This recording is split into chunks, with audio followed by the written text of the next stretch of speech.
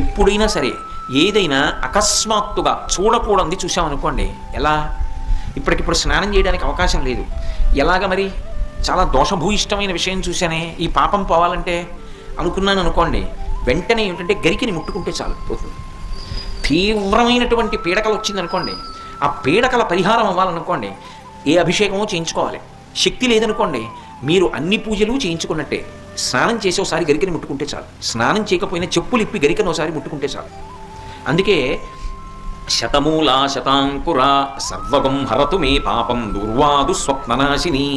ఓ శతమూలా శతాంకుర, నువ్వు అనేకమైన వేర్లతో ముందుకెడుతుంటావు, అటువంటి అంకుర నిన్ను ముట్టుకుంటున్నాను. దీనివల్ల ఏమవుతోంది?